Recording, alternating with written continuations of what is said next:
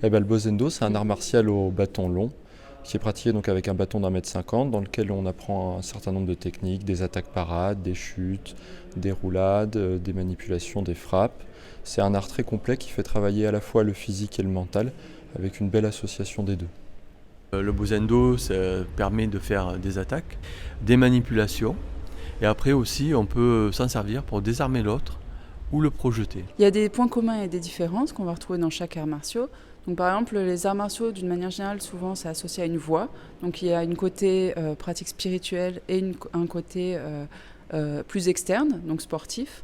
Et donc, c'est cette association, comme vous l'expliquait François juste avant aussi, qui va venir rendre le tout un peu plus complet.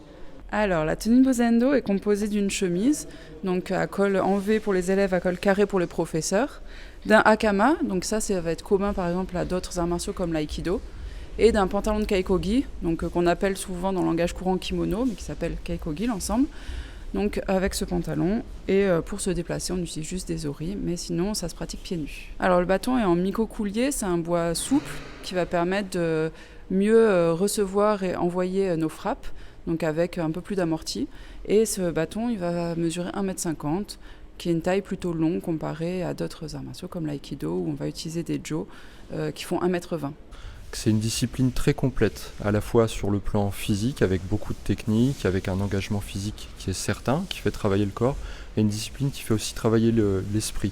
Comme beaucoup d'arts martiaux, notamment traditionnels, on travaille des valeurs, la discipline, le respect, le calme, ce qu'on va regrouper sous le terme zen chez nous, et qui fait travailler aussi un travail sur soi pour s'améliorer en tant qu'individu par la pratique d'une activité martiale. En fait, en partant des élèves, on est de la ceinture blanche à la ceinture marron, puis vient le passage de la ceinture noire où on passe de l'autre côté, on est au niveau du Jodan, et après il y a des dan, du 1er au 10e dan. Et à partir du 6e dan, on a la ceinture rouge et blanc. On encourage les gens à nous rejoindre, on est très pédagogue. Toute l'activité est destinée pour prendre en compte les gens et les faire progresser à leur rythme avec une pédagogie adaptée. Les grades sont tous mélangés de manière à ce que chacun puisse s'intégrer et de manière à ce qu'on puisse faire progresser les gens tous ensemble.